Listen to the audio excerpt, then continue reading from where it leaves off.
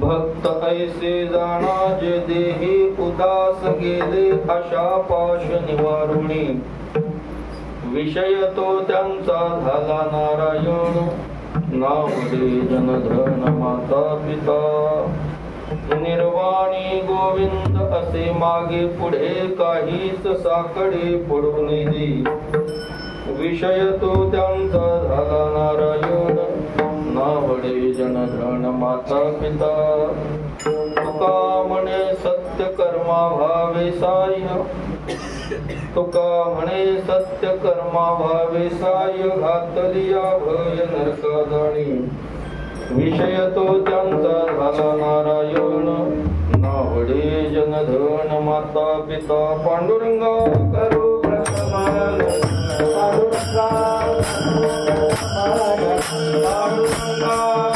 प्रसमान पांडुरंगा करो प्रसमान चरणा बंधाकिया चरणा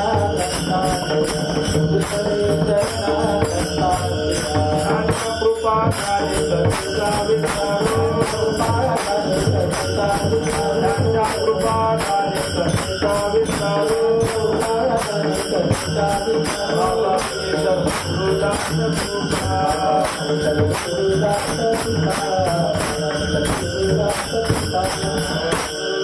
करू प्रथम नमन दुसरे चरणा संताची त्यांच्या कृपादाने कथेचा विस्तारू बाबाजी सद्गुरु दास तुका भगवच्चरणी संत महात्म्यांच्या चरणी साष्टांग प्रणिपात करून सेवेला प्रारंभ करायचा आहे. कोणत्या निमित्तानं कारणानं हा उत्सव आहे सर्वांना ज्ञात हरिभक्तीपरायण श्रद्धेय बाबांच्या पुण्यस्मरणाच्या निमित्तानं चालू असणारा हा उत्सव मला तिसरा दिवस आहे. पाचव्या दिवसाची सेवा हरिभक्तीपरायण प्रमोद महाराजांनी माझ्यावर सोपवली. बाबांचा अधिकार, बाबांची योग्यता, बाबांचं संप्रदायातलं स्थान सगळ्याला ज्ञात आहे. जो जो संप्रदायाचा पाईक आहे त्या सगळ्यांना बाबांचा अधिकार माहित आहे. जर माहित नसेल तो मग वारकरी असं ज्यांचं कार्य आहे. जगद्गुरु तुकोबरायांच्या अक्षराची भजनाच्या रूपानं उपासना करणारे बाबा हयात ज्यांनी केवळ भजन प्रमाण मानून ज्यांचं जीवनच भजनमय झालं होतं असे बाबा. लोक म्हणतात बाबा फार चाली चांगल्या म्हणत. बाबा चाली म्हणत नव्हते. बाबा जे म्हणत होते ती चाल होत होती.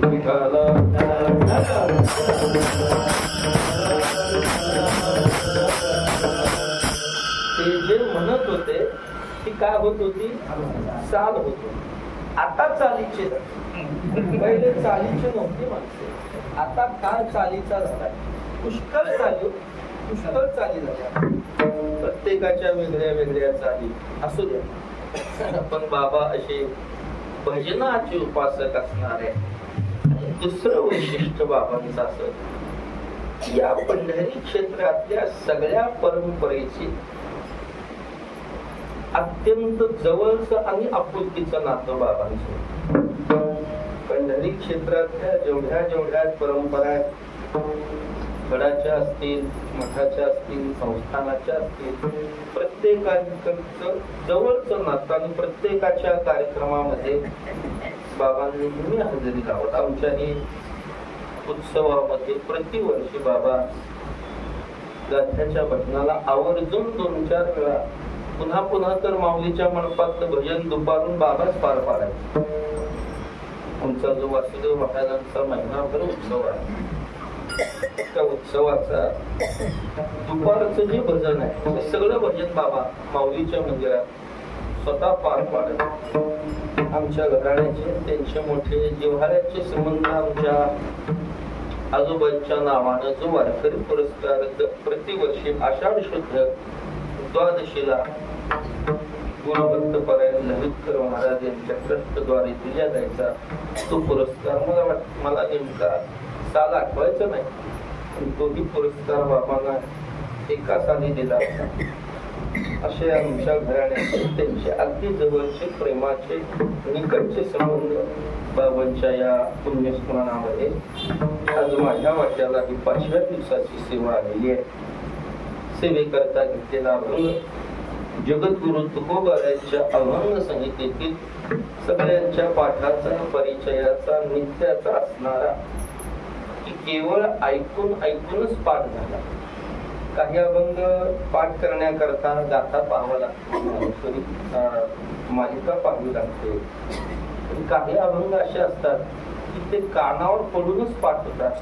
त्यातला आजचा हा अभंग जगद्गुरु तुकोबाराय या अभंगातून भक्ताला जाण्याची लक्षणं सांगतात. भक्त ऐसे जाणा म्हणजे ओळखा किंवा भक्त म्हणा, कुणाला म्हणा जे देहावर उदास आहे, ज्यांच्या जवळ आशेचा पाश नाही, ज्यांच्या समग्र वृत्तीचा विषय एक परमात्मा झालेला आहे, त्यांना जीवन आवडत नाही, धन आवडत नाही, माता पिता आवडत नाही, अशा भक्ताच्या निर्वाण प्रसंगाला परमात्मा काही समयाला मागे राहून, काही समयाला पुढे राहून त्यांचा सांभाळ करतो.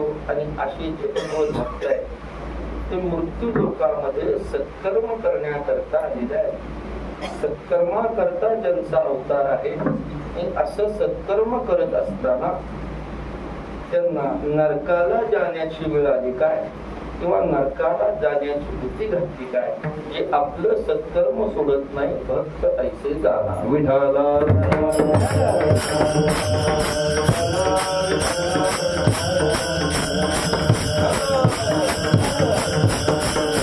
भक्त असं म्हणतात. व्यवहारामध्ये सामान्य दृष्टीनं तुम्ही आम्ही ज्याला भक्त म्हणतो, भक्ती करणारा भक्त, भक्ती करणारा भक्त. भक्ती कोण करत नाही? सगळे भक्ती करतात.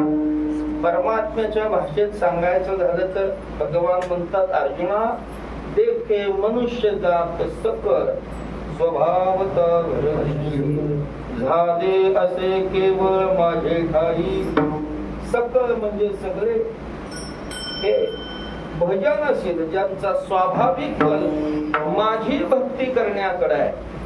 तुकोबारा या अभंगातून सगळ्यालाच भक्त म्हणत नाही. सगळ्यालाच भक्त म्हणायचं असेल तर जाणा म्हटलं नसतं. ओळखा, तुम्ही यातला एक भक्त ओळखा. सगळेच भक्ती करतात पण सगळेच भक्त आहेत असं नाही. भगवंतानं 4 भाग केलेले. पुन्हा चतुर्विधा भजन्ते मां जना सुकृतिनो अर्थो जिज्ञासुरतार्थी ज्ञानी च भरतर्षभ. अर्थभक्त, अर्थार्थी भक्त, जिज्ञासू भक्त आणि ज्ञानी भक्त, हे 4 भक्त. तो पहिला अर्थ म्हणजे, दुसरा जिज्ञासू बोलीजे, तिजा अर्थार्थी जाणीये, ज्ञानिया चौथा तो अर्थू अर्थाचे निव्याचे.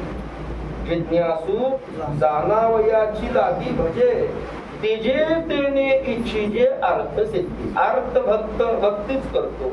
पण केव्हा एखाद्यावर काही दुःखाचा प्रसंग आला, संकट आलं, की अशा संकटामध्ये, दुःखामध्ये त्याला वाटतं हे दुःख, हे संकट एका परमात्म्याशिवाय दुसरा कोणी निवारण करू शकत नाही. स्वबळानं तो त्यातून निवृत्त होण्याचा प्रयत्न करतो. शेवटी त्याच्या लक्षात येतं की हे संकट एका परमात्म्याशिवाय दुसरा कुणीही या संकटातून तारणारा नाही असा आर्ततेनं देवाला भजणारा आर्त. याच्याकरता गजेंद्राचं उदाहरण दिलं जातं. गजेंद्र आर्त भक्त. नकरानं ज्यावेळेस पाय धरला गजेंद्राचा 1000 वर्ष युद्ध झाले. किती? गजेंद्र तू पशु सहस्त्र वर्ष जला माझी नखरे पिढीला. त्यानं प्रयत्न केला 1000 वर्ष. त्याला अनेक नातवंड पत्न्या मुलं बाळ सगळे होते. सगळे म्हटले आता किती प्रयत्न करायचा 1000 वर्ष जाऊ द्या दिलं सोडून. ज्यावेळेस त्याच्या लक्षात आलं की आता याच्यातून सोडवणारा एक परमात्मा आहे म्हणून भगवंताची आर्ततेनं हाक मारली. असा आर्त संकटामध्ये देवाला भजणारा आर्त भक्त. दुसरा भक्त जिज्ञासू. जाणून घेण्याची इच्छा म्हणजे जिज्ञासा. देव स्वरूप जाणण्याकरता देवाची भक्ती करणारा जिज्ञासू. तिसरा वर्ग अर्थार्थी. जसा संकटात देवा ठेवतो तसं आणखी एका कामाकरता देवा ठेवतो. कशाकरता? काही मिळवायचं असेल, संपत्ती असेल, सत्ता असेल, आरोग्य असेल, मुलबाळ असेल, याच्याकरता देवाची भक्ती करणारा अर्थार्थी. आणि चौथा भक्त आहे तो ज्ञानी भक्त आहे. तो देवाची भक्ती करतो. कशा करता? देवा करता देवाची भक्ती करणार. मग चौथियाची ठाई अनेक काही करणे नाही. भक्त तो एक पाही ज्ञानी आलो. अर्जुना, चौथा जो भक्त आहे तो माझ्या उपासना करतो. कशा करता? काहीही न मागण्या, केवळ माझ्या करता. पहिला 3 वर्ग काहीतरी अपेक्षेनं भक्ती करणार आहे. पण चौथा वर्ग आहे ज्ञानाचा, त्याला काही देवाकडून मिळवायचे नाही. लोकांचा समज आहे देवाची भक्ती म्हणजे काहीतरी मिळवण्याकरताच केली जाते. सगळं चांगलं असेल तर देव कशाला? सगळंच चांगलं असेल, लोकांचा समज आहे सगळं जग चांगलं असेल मग देवाची काय गरज? हे जे बिघडलेलं हे जे नीट करायचं त्याचं काम कुणाचं आहे? देवाचं. ज्ञानी भक्त असा नाही महाराज, जणू देवाला सर्वस्व दिलाय. तुका म्हणे जीव भाव देवा पायी ठेवोनिया पायी घेऊनिया काही न मागती. सगळं देऊन न मागणारा भक्त. तुमची आमची भक्ती देहा करताय. ज्ञानी वर्ग जो आहे भक्ताची भक्ती देवा करता. देह आणि देव. भक्ती ही देवा करता असते, आपल्या करता नसते. ज्ञानाची भक्ती अशी आहे, देवाला सर्वस्व देऊन देवाची भक्ती करणारा ज्ञानी भक्त. विठ्ठल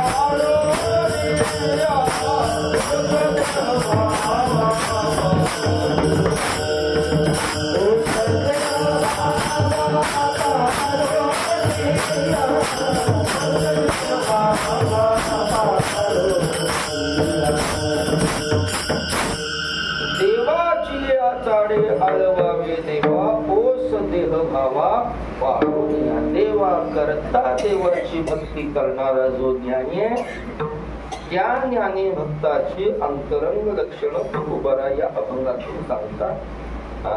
भक्त म्हटलं की त्याला दोन लक्षण, एक बाह्य आणि एक अंतर. तुमच्या आमच्या सामान्य दृष्टीने तुम्ही आम्ही ज्याला भक्त संत म्हणतो, कपाळाला गंध आहे, गळ्यामध्ये माळ आहे, खांद्यावर पताका आहे, तो म्हणतात वारकरी आहे, वैष्णव आहे, भक्त आहे. हा भक्ताचा बाह्यवेश आहे. गोपी चंदन मुद्रा धारणे आम्हालेने वैष्णवा, हे वैष्णवाचं लेणं आहे. गोपी चंदन होती तुळशीच्या मारा, हार मिळविती गळा. भक्ताचा हा पेहराव आहे. कपाळाला गंध, ऊर्ध्व पुंड्रभार हा वारकऱ्याचा गंध आहे. नुसती टिकली हा वारकऱ्याचा गंध नाही. गंध कसा लावावा हेही सांगावं लागेल आता भविष्यात. हा तोही कुठून सुरू करावा कुठपर्यंत. दोन भुवयाच्या मध्ये खाली नाकावर चालत नाही, त्या खाली कृष्णा लागत. आपला गंध वारकऱ्याचा तुटी मुद्रा. मुद्रा आता मुद्रा राहिल्या नाही, थोडी माणसाने मुद्रा लावतात. दुसऱ्या मुद्रावर जास्त लक्ष. विठाला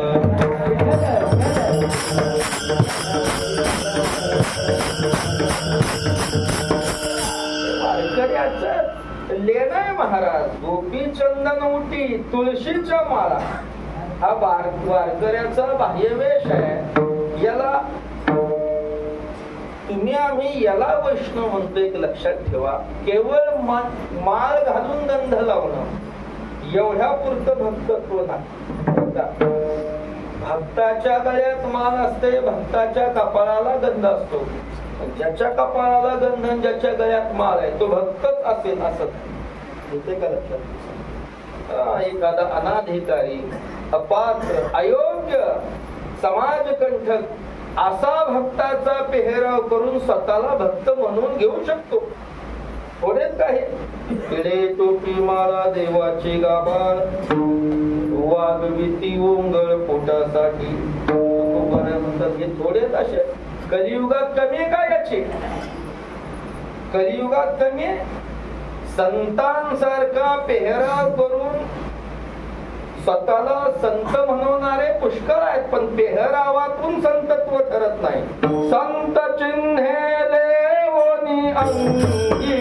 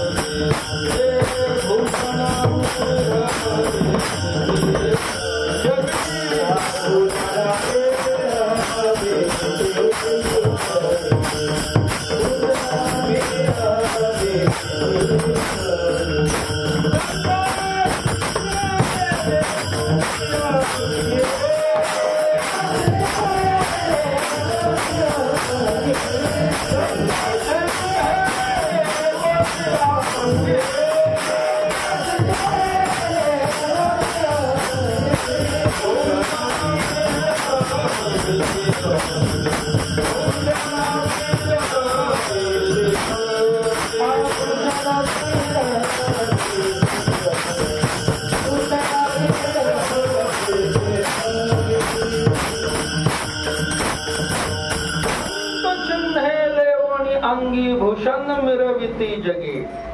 संतांसारखा पेहराव करून भूषणानं जगतात वावरणारे थोडेच का. बाह्य वर्णातून भक्त ओळखणं कठीण आहे महाराज, फार कठीण आहे. ज्ञानेश्वर महाराजांनी तर देवाला प्रश्न केलाय, देवा सांगा तुम्ही कुणाला म्हणावं. संत ते कवण, संत ते कवण, हे जानशी गुण केशी राजा. गोड दृष्टांत देतात. लोक संसार तापातून तापले म्हणजे ना, लोक संसारातून तापतात महाराज. तापले की त्यांना वाटतं कोणी संत पाहावा, महात्मा पाहावा. त्याच्याकडून अनुग्रह करावा घ्यावा आणि आपला परमार्थ सुरू करून उद्धार करून घ्यावा.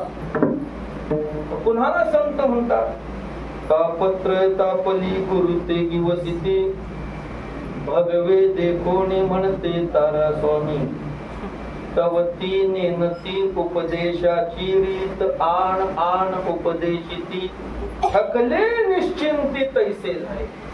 निश्चित फसगत आहे. बाह्य वर्णातून भगवावस्त्र परिधान केलेला जटाव माळावर माळा घातलेला लोक म्हणतात फार त्यागी महात्मा विरक्त आहे.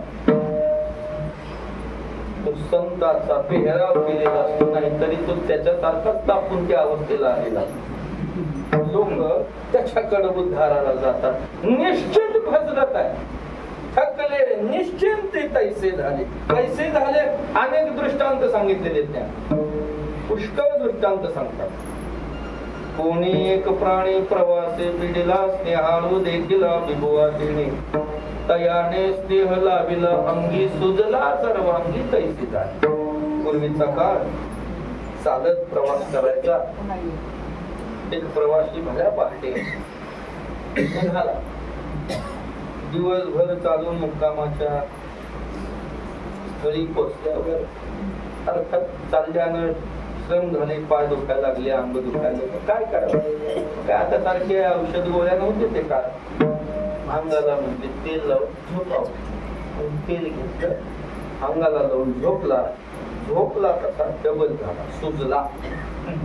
का त्यानं तेल लावलं होतं ते बिब्या स्नेहाळू देखील बिबवा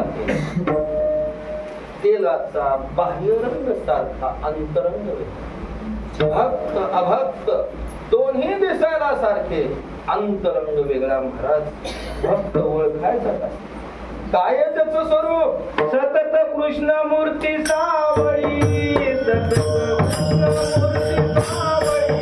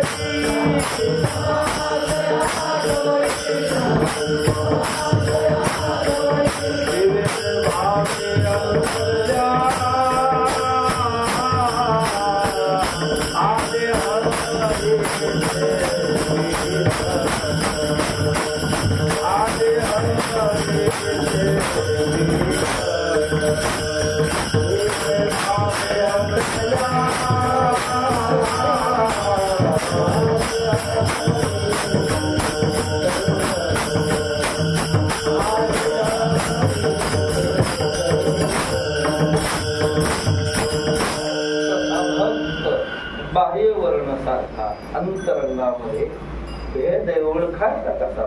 कावळा ही काळा आहे, कोकिळा ही काळी, बगला ही पांढरा आहे, राजा ही पांढरा आहे. को भेदो पीक काकयो काक काका हा पीक काका हा को भेदो पीक काकयो वसंत समये प्राप्ती काक काका हा पीक काका हा हंस क्षेत्र ओळखायचं. कावळा कोकिळा जरी काळी असली कावळा रंगाचा फायदा घेतो. आपली पिलं त्या कोकिळीच्या घरच्यात नेऊन ठेवतो. ती बिचारी त्या बाह्य रंगाला भरून आपली म्हणून समजून त्याचं संगोपन करते. पण ज्या वेळेस वसंत ऋतू येतो त्यावेळेस कोकिळा मात्र मधुर स्वरात गात असते, कावळा मात्र ओरडत असतो.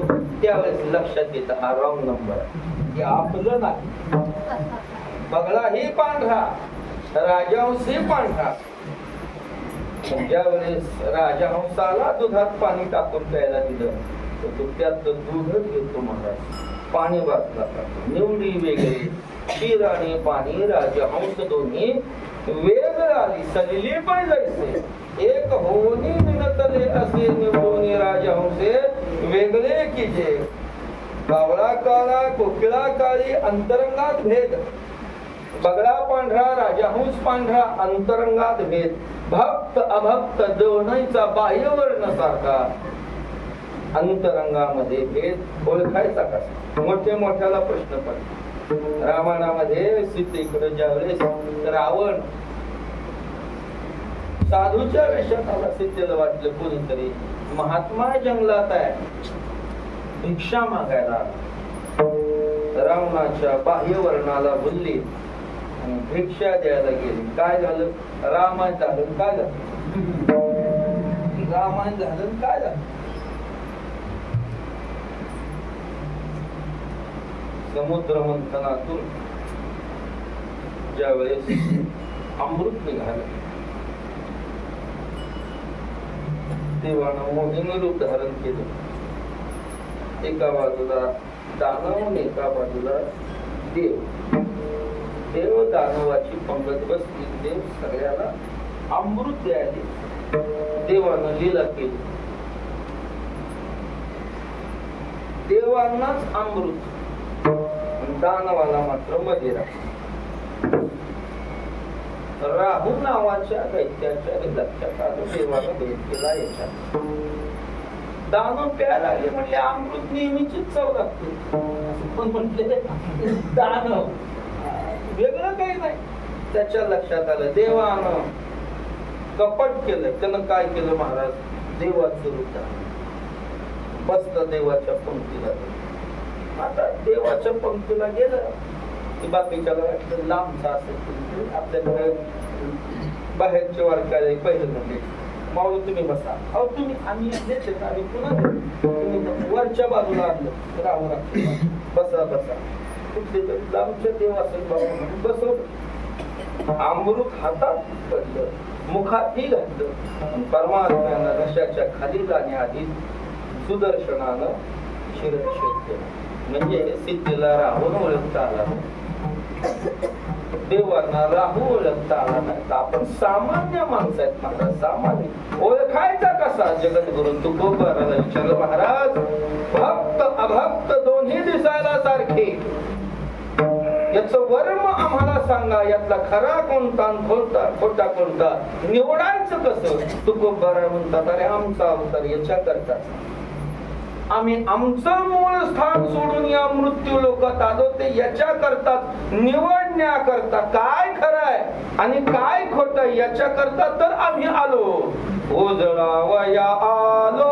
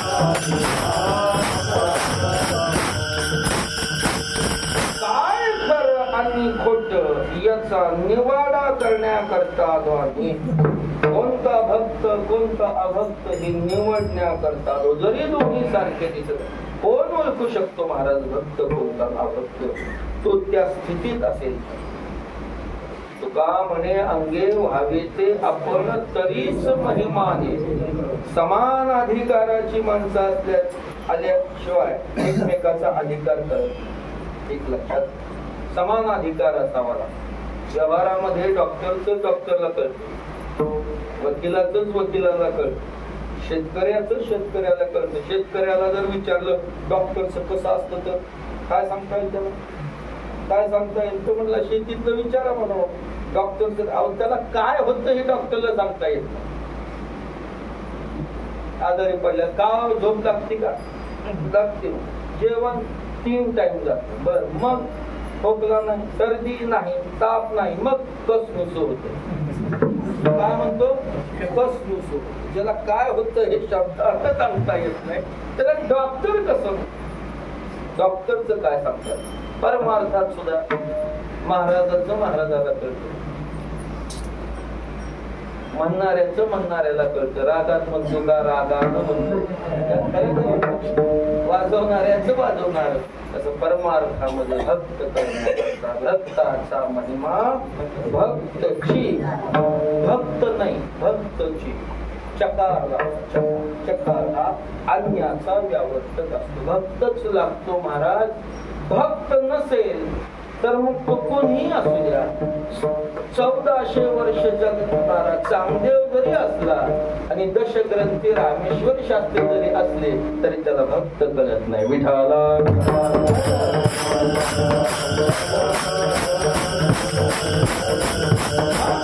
लागतो भक्त.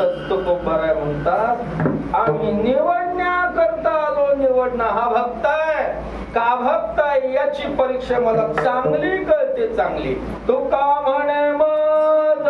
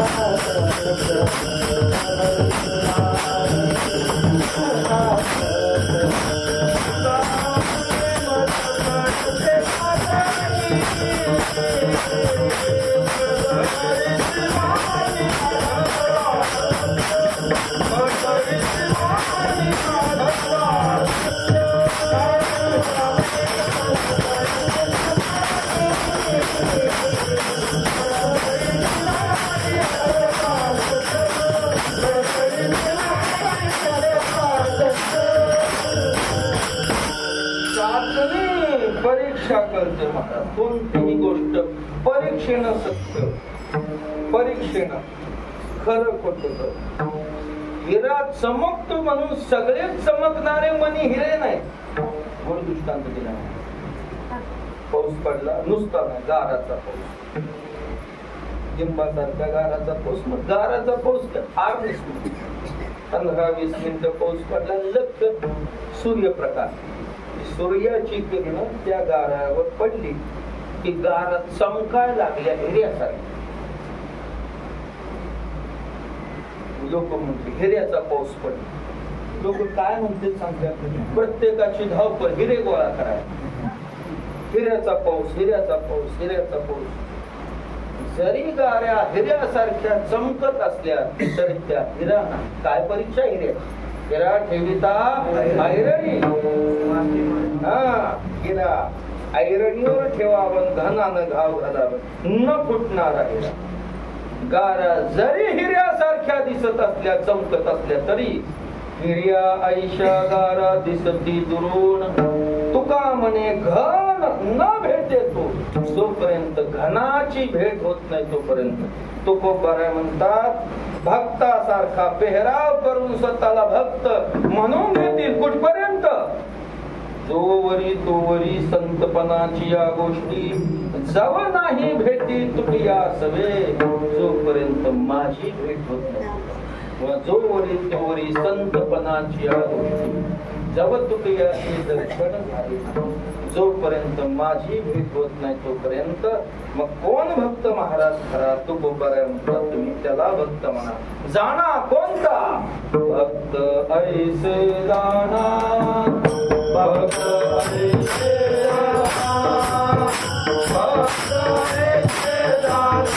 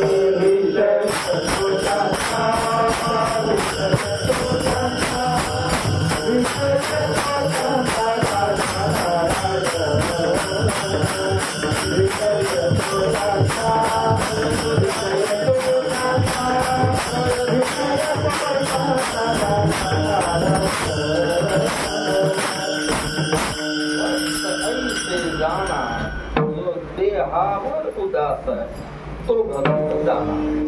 पहिलं लक्षण तुकोबारांनी देहावर उदास असं केलं. तो देहावर उदास आहे तो भक्त. ती संतत्वाची पहिली पाहिली.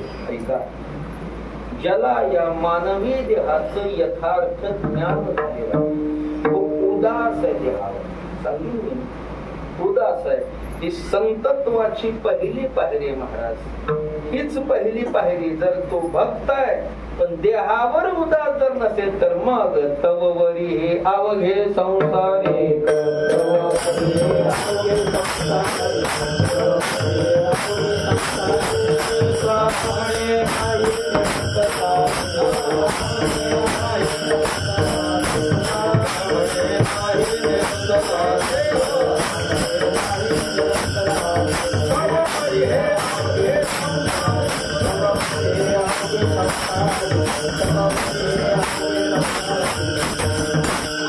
फरक नाही. तो त्या गादीवर जरी बसला आणि देहावर उदास नसेल तर आपल्या तर त्याच्या संसारिकामध्ये आणि त्याच्यामध्ये कोणताही भेद नाही. पहिलं लक्षण उदास आहे तो उदास की ज्याला या मानवी देहाचं यथार्थ ज्ञान. देहाचा विचार करायला गेलं तर संतांनी दोन्ही प्रकारे देहाचा विचार सांगितला. देह चांगलाही संत सांगतात, देह वाईटही सांगतात. जे संत देह चांगला सांगतात ते संत देह वाईट सांगतात. भक्त उदास कसा आहे हे तर भक्तत्वाचं पहिलं लक्षण. चांगल्या आणि वाईटाचा विचार करून जो जेव्हा देहाचं यथार्थ ज्ञान झालेला आहे तो भक्त. देहाच्या बाबतीत विचार करा कसा आहे देह. नाशिवंत सांगितलेला आहे. नेहमी ऐकलेला विषय. भगवान म्हणतात अर्जुना अंतवंत इमे देहा नित्य शोक्ता शरीर अनाशिनो प्रमेयस्य तस्मात् युद्धस्व भारत आणि शरीर जात अघवे. हे नाशिवंत स्वभावे मनोनी तुवा झुंजावे पण कुमारा शरीर नाश पावणार आहे, जाणार आहे. नाशिवंत देह जाणार सकळ, नाशिवंत देह नाशेल हा जाणा, कारे उच्चारणा वाचे राम. देह नाशिवंत आहे, नाश पावणार आहे. नाश पावणारा असला तरी चांगला आहे का तो? जरी नाश पावणारा जरी असला तरी चांगला कुठे आहे? जगातले सगळे रोग, जगातले सगळे विटाळ, जगातली सगळी दुःख ज्याच्यात साठवलेले तो हा देह. शरीर दुःखाचे, रोगाचे, दुर्गंधीची थार नाही, अपवित्र शरीर आहे असा शिक्का याच्यावर. सगळी रोग, सगळी दुःख, रोगाचं भांडार. एक रोग नाही शरीर. भांडारात एक माल आहे का?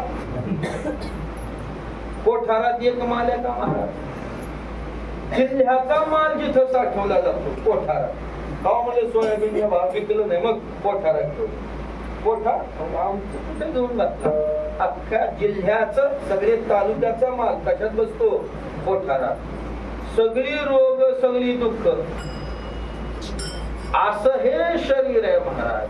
अपवित्र आहे, अपवित्र. शरीरा इतकं अपवित्र काहीच नाही महाराज. जगातले सगळे विटाळ याच्यात आहे.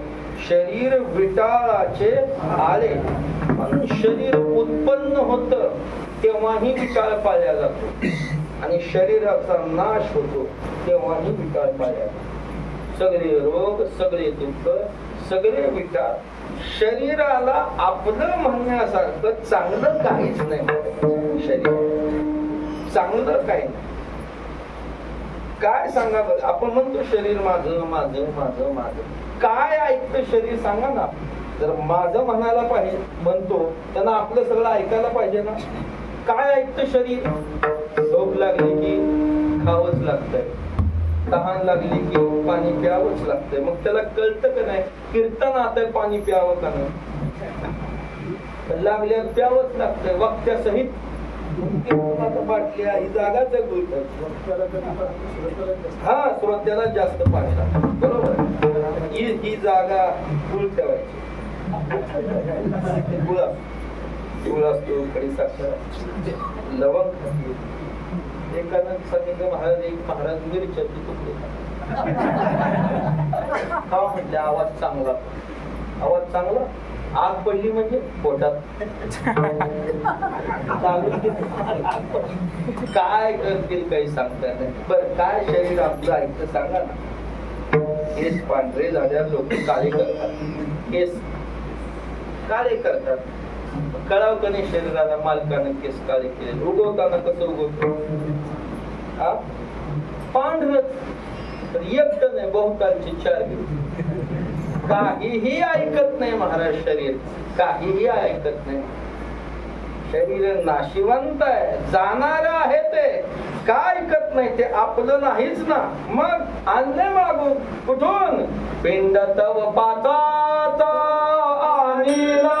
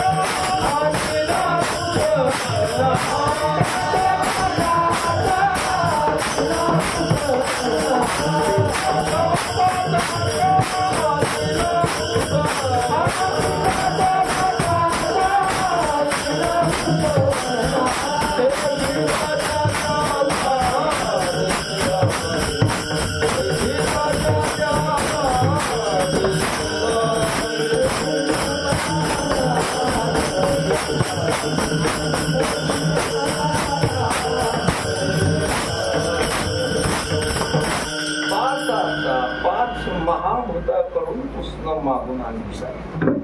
पृथ्वी, आप, तेज, वायू आणि आकाश पंचभूतांचा 5 महाभूत आहे.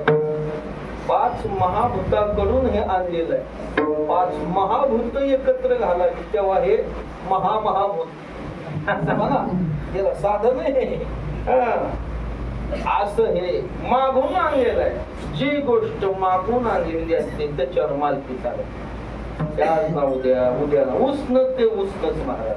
ते काय आपलंय का? उष्ण भक्ताला माहित आहे हे आपलं नाही. फक्त देहात आहे पण उदास आहे. आता दयाचे जैसे लेणे अंगावरी आहासवणे तैसे देह धारणे उदास तयाचे. उसने मागून आणलेले दागिने एखाद्यानं परिधान केले, घालणारा त्या दागिन्याविषयी जसा उदास आहे. त्याला माहित आहे हे आपलं नाही. जसं नाटकामध्ये राजा असतो,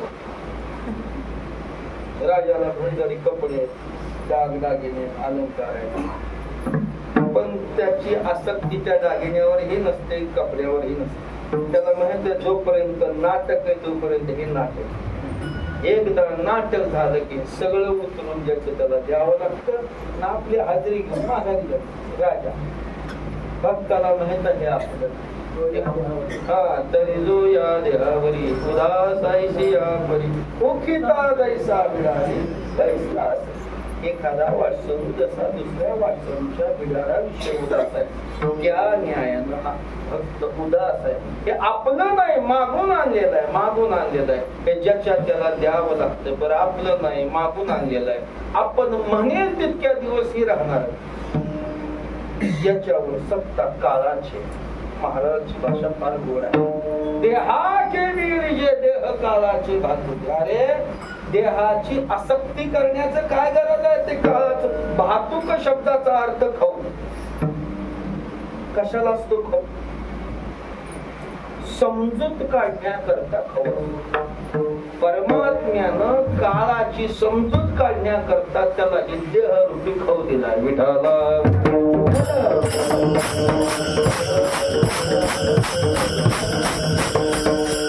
देवानं काळाची समजूत काढण्याकरता त्याला देह रूपी खाऊ दिलाय. मग खाऊ लहान मुलं पूर्वीच्या काळी खाऊ. पूर्वीच्या काळात फक्त बाजाराच्या दिवशी खाऊ मिळायचं, बरोबर आहे का? बाजाराच्या दिवशी खाऊ. आता नाही तसं. आता कसं आहे, आता सारखा खाऊ नाही तर आई बापाला खाऊ. आता कशी पोरं सारखा खाऊ नाही तर आई बापाला खाऊ. पूर्वी बाजार ते त्या दिवसाची वाट पाहिजे. सकाळी उठलं की वडील कुठे बाजाराला, हो माहित आहे ना आपलं, होय आणतो खाऊ. वाट पाहायचा कधी येते कधी. तसं हा काळ वाट पाहतो. घडी घडी काळ वाटेची पाहे अजून किती आहे. एकदा ती वेळ आली की मग देह जाईल जाईल याची कारोबार. हे काळा नळाची किंडी घातली दोघियाची माशी पंख फाकडी. सगळं खलास असा हा देह आहे महाराज. की देहाची एक बाजू जसं संतांनी देह वाईट अपवित्र उष्णा काळाचं खाऊ असं सांगतात ते संत. याच देहाचं वर्णन शरीर उत्तम चांगले. चांगलं आहे नुसतं चांगलं नाही, उत्तम नुसतं उत्तम नाही, उत्तम चांगलं आहे. हा हे शरीर कुणालाही नाही महाराज. मानवी देहासारखं दुर्लभ.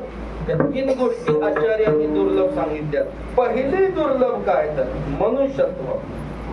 दुर्लभम त्रयमेव देवानुग्रह हेतुक मनुष्यत्व. मानव देह मिळणं पहिलं दुर्लभ आहे. पुन्हा मुमुक्षुता, पुन्हा संतांची भेट ते पुन्हा आहे. पहिलं दुर्लभ काय? मानव देह दुर्लभ. इतका दुर्लभ की या देहाची इच्छा देवाला. यह लोकीचा हा देह देव इच्छिता ती पाहे. एवढा दुर्लभ आहे. दुर्लभ आहे नुसता दुर्लभ नाही, सफल. काही गोष्टी दुर्लभ आहेत पण सफलच असतील असं सांगता येत.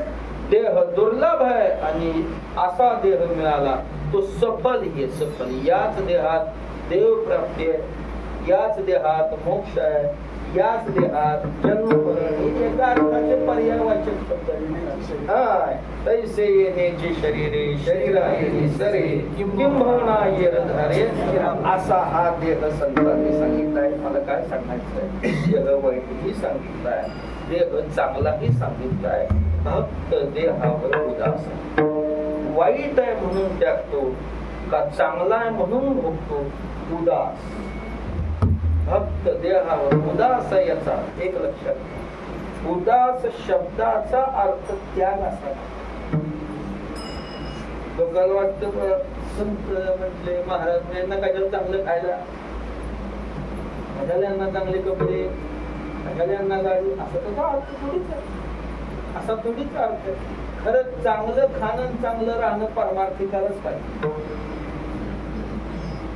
शरीर चांगलं तर परमार्थ नाही, तर चांगलं शरीर असताना संसारात जेव्हा सगळीच नोटीस शरीराच्या निघाल्या की मग इकडं कुठं परमार्थाचे. शरीर चांगलं पाहिजे. उदास शब्दाचा अर्थ भोगही नाही आणि उदास शब्दाचा अर्थ त्यालाही लक्ष द्या. जसा न्यायाधीश न्याय देत असताना दोन्ही बाजू ऐकून उदास तेनं न्याय देतो, तसा भक्त देहावर उदास. त्याचं उत्तर नाथ महाराज भागवतात फार बोलतो. देहायसे ओखटे पृथ्वी माझी नाही कोठे, देहा ऐसे गोमटे पाहता न भेटे त्रैलोकी. देहासारखं वाईट पृथ्वीवर बोलतच नाही आणि देहासारखं चांगलं त्रैलोक्यात काही नाही. ओखटे म्हणून त्यागावे तै मोक्ष सुखासी नागवावे, का गोमटे म्हणून भोगावे तै अवश्य जावे नरकास. काय गंमत आहे बघा. शरीर वाईट म्हणून जर तुम्ही त्याचा त्याग केला तर तुम्हाला मोक्ष नाही, आणि शरीर चांगला म्हणून जर भोग घेतला अवश्य नरकाला जावं लागेल. नरक आहे त्याला. नेमकं काय करायचं? उदास याचं उत्तर तरी ते त्यागावे ना भोगावे, मध्यभागी विभागावे, आत्मसाधनी लावावे, निज स्वभावे हिता लागी. त्याचा त्यागही करायचा नाही, त्याचा भोगही घ्यायचा नाही. तर देह हे साधनानं परमात्म प्राप्ती करून घ्यायची. परमात्म प्राप्ती करता शरीर लावणं म्हणजे देहावर उदास. या 3 ओव्याचा अनुवाद जगद्गुरु तुकोबरा एका प्रमाणात आहे. शरीर दुःख ने दावा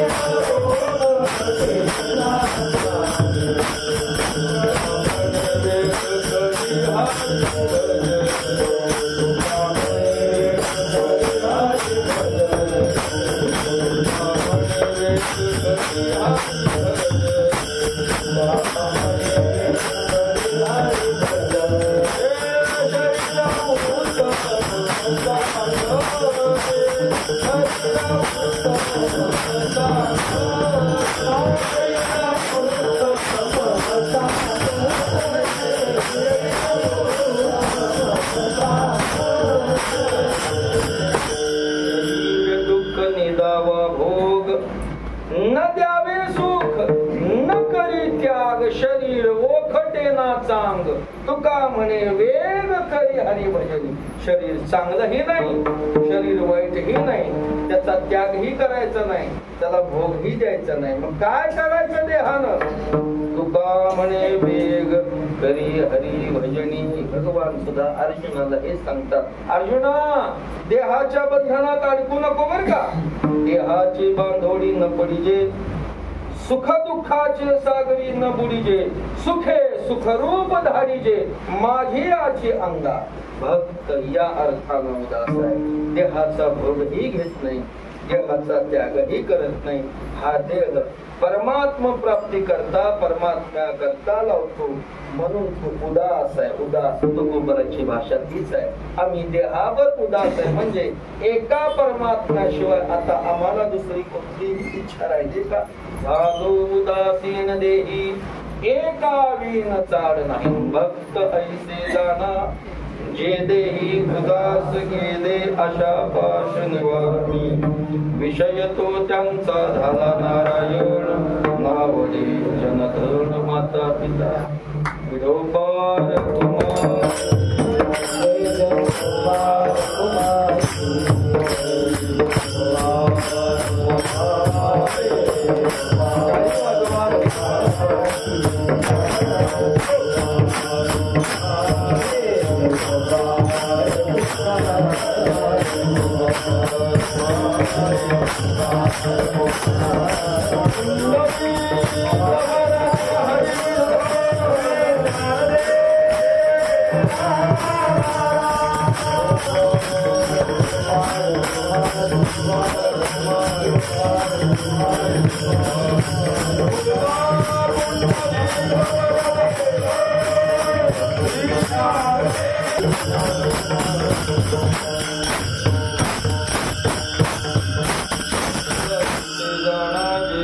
उदास गेले अशा पाश निवारणी. विषय तो त्यांचा झाला नारायण नावडे जनधन माता पिता. देहावर उदास आहे पहिलं लक्षण तुकोबराय करतात. उदास याचा अर्थ देहाचा भोगही घेत नाही, देहाचा त्यागही करत नाही. देह या देहामध्ये देह हे परमात्मा प्राप्तीचं साधन आहे. या साधनानं परमात्मा प्राप्ती आयुष्याच्या साधने सच्चिदानंद मध्ये घेतलंस. याच्याकरता देखील उदास आहे आणि त्यामुळे त्याच्याकडे आशेचा पाश केले. अशा पाश निवारणी. पाश जे बांधायचं काम करतात त्याला पाश मानतात. पाश आहे परमार्थ प्राप्ती. परमात्मा प्राप्ती करत असताना या मार्गामध्ये साधकाला हानी करणारे अनेक पाश आहेत. ते काढले पाहिजे. तुकोबराने ही काम देवा सांगले. देवा काढात आहे आमचे पास. आस भय चिंता लज्जा काम क्रोध तोडावा संबंध याचा क्रमांक साधत असताना तुकोबराने पहिला क्रमांक आशी साधला. आस मग भय. आधी आशा जाऊ मग भय चिंता लज्जा काम क्रोध.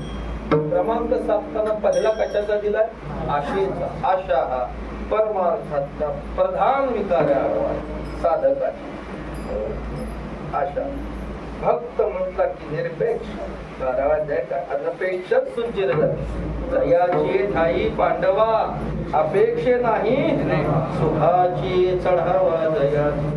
भक्त म्हटले की निरपेक्ष. निरपेक्षता हे भक्ताचं नाम सांगितलंय रामायणामध्ये.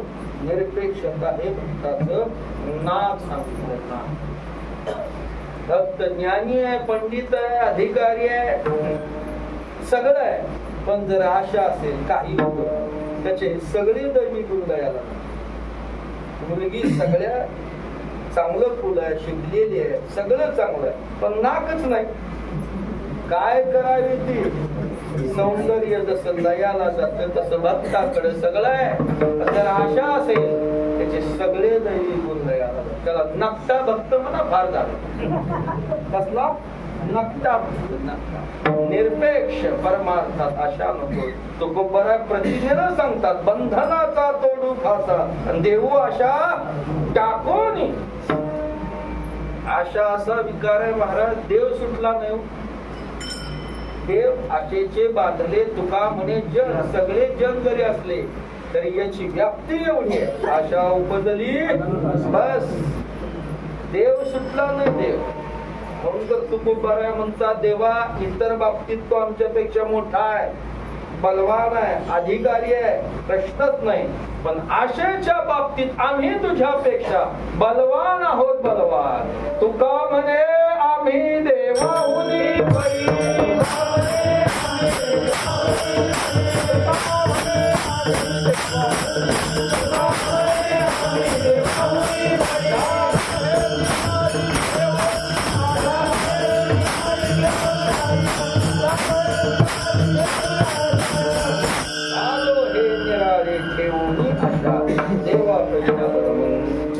गेले अशा पाश निवारणे. अशा भक्ताचा विषय विषय तो त्यांचा झाला नारायण. एक परमात्मा विषय.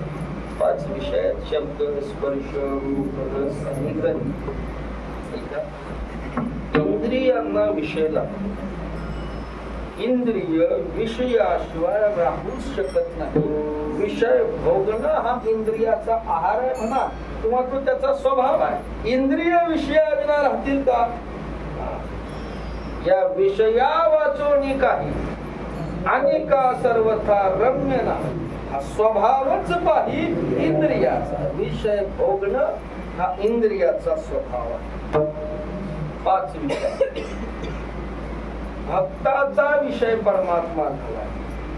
परमात्मा विषय झालाय. भक्ताने काय केलं म्हणतात? विषयाचं अधिष्ठान परमात्माच करून टाकलं. त्यामुळे त्याच्या समग्र वृत्तीचा विषय काय होऊन नसतात? एक भगवान. एक विषय तो सकलांचा. डोळ्याचा विषय देव, कानाचा विषय देव, वाणीचा विषय देव, अंतःकरणाचा विषय देव. आपलं होईल का? होईल का? मला सांगा बरं. तुम्ही डोळ्यानं मला पाहताय, कानानं ऐकताय, आत काय चाललंय? आत म्हणजे अंतःकरण. आत काय? कधीच आवाज कधीच. तसं नाही म्हणतात. एक विषय बोलावा विठ्ठल, पाहावा विठ्ठल, करावा विठ्ठल. सगळं घेई घेई माझे.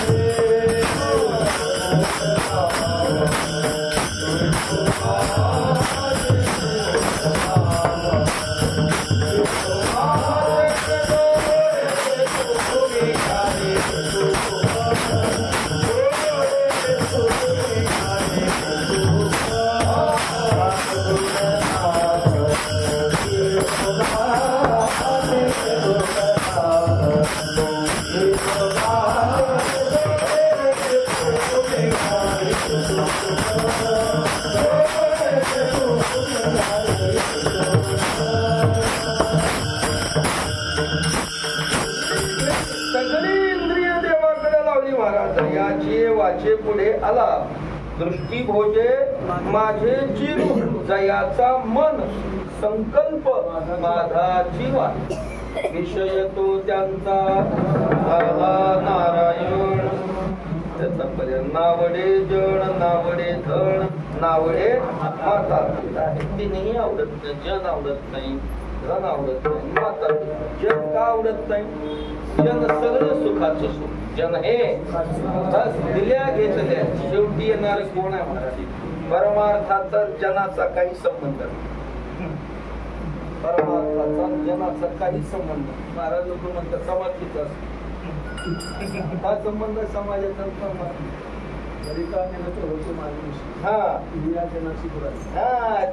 जनाशी दुरावले. पूर्व पक्षी धातू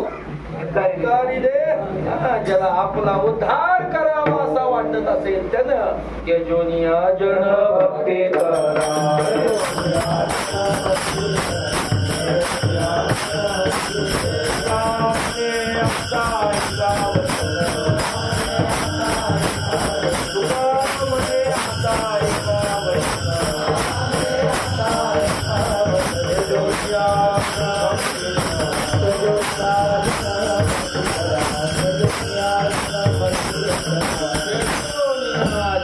भक्ती करा.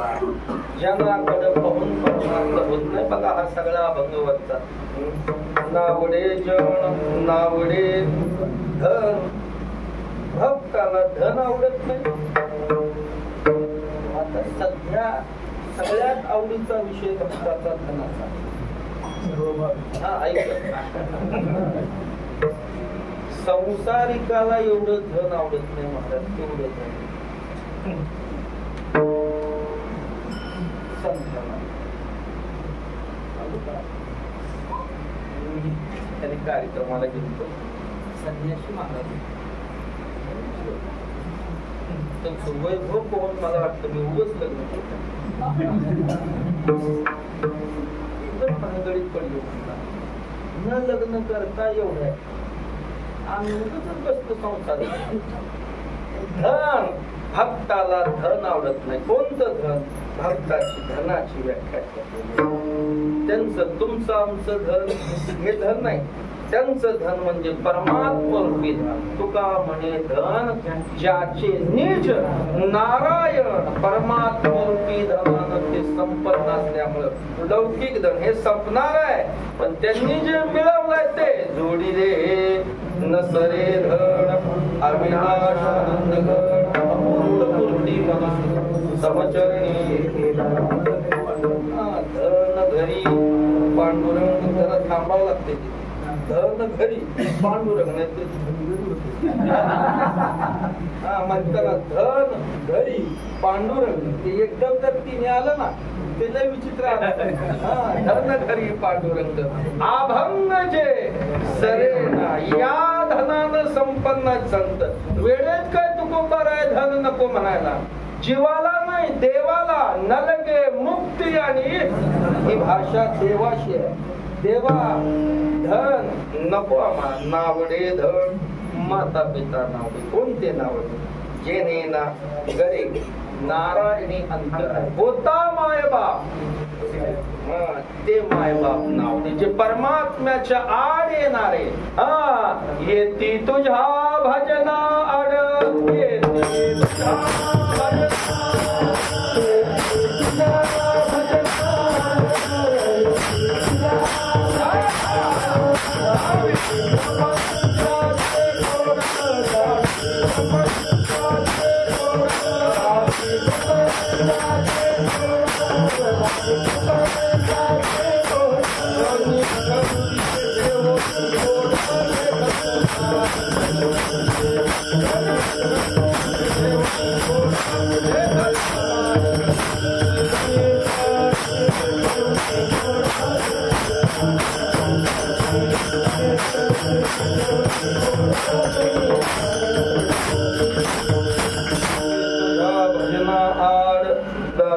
प्रपंचाचे गोड कनिष्ठ रुची ठेवून गोड असे कनिष्ठ विषयाविषयी रुची निर्माण करणारे हे मायबाप नावडे महाराज नावडे. असे मायबाप प्रल्हादे जनक विभीषण बंधू राजमाता बिंदू वरते नावडे जनधन माता पिता. अशा भक्तावर काही अपघात आला तर परमात्मा निर्वाणी गोविंद असे मागे पुढे काहीच साकडे.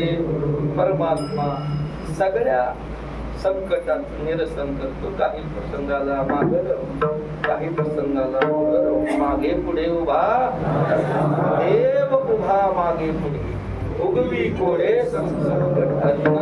ज्या क्षणाला भक्तानं सगळ्याचा त्याग करून माझ्या प्राप्ती करता लागला त्या क्षणापासून त्याची सगळी जबाबदारी माझ्यावर पडली. जे एकवटोनी जे क्षणी अनुसरले गा माझ्या तेव्हाच दयाची चिंतवणी मजवी पडली त्या क्षणापासून. म्हणून निर्वाणी गोविंद असे मागे पुढे काहीच साकडे पडून दे.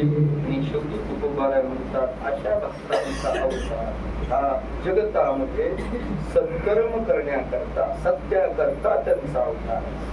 असं कार्य करत असताना त्यांना नरकाला जाण्याची भीती घातली काय किंवा नरकाला जाण्याची वेळ आली काय. जे आपलं सत्कर्म सोडत नाही ते भक्त तुका म्हणे सत्य कर्मा व्हावे सहाय्य, घातलिया भय नरका जाणे, विषय तो त्यांचा झाला नावडी जनधन माता पिता ज्ञानेश्वर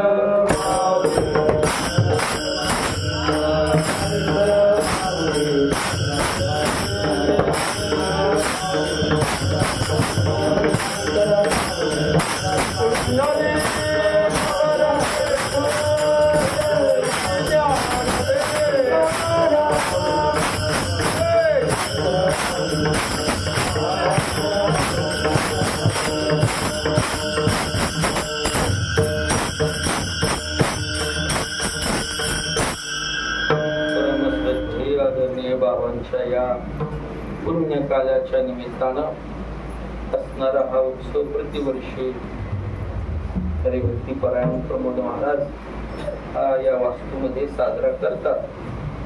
प्रमोद महाराज चातुर्मासाच्या काळात दर्शनाला निघाले.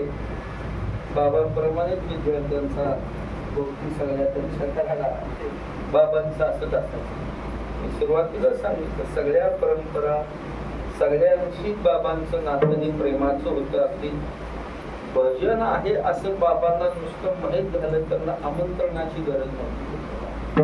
पंढरपुरातून जे आमचे महिन्याची उत्सव चालतात बाबा बिना नुसतं नाही बरोबर विद्यार्थी घेऊन बघणं.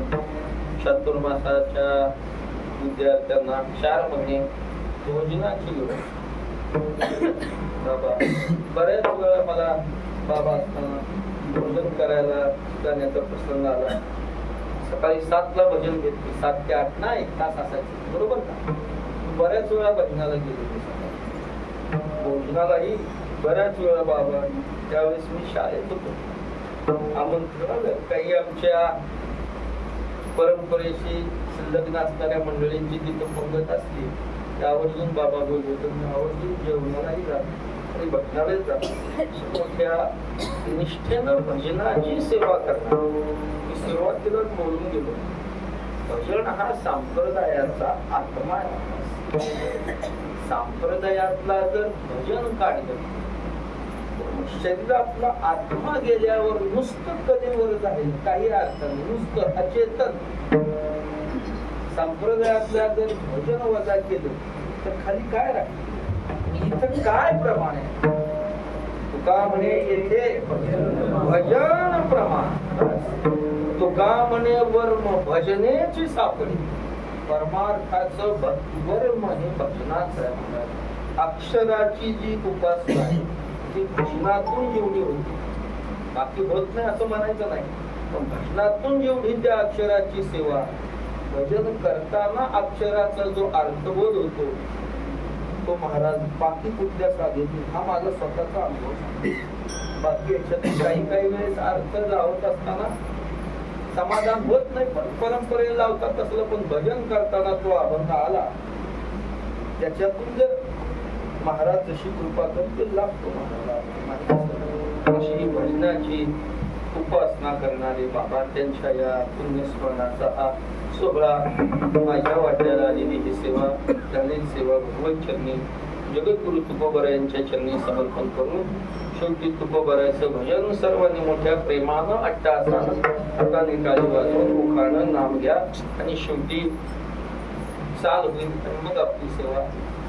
बाबांचं टायमावर फार कीर्तनकार वेळेत कसे बाबा म्हणल्यावर सांगायची गरज नाही वेळेत सोडा. बाबा म्हणते की कोणी का वक्ता अगदी काटे वेळेत यायचं वेळेत सोडायचं. आपल्या अजून 5 मिनिटं आहेत भजन घेऊन चाल होईल मग सेवा करतो. तुकाराम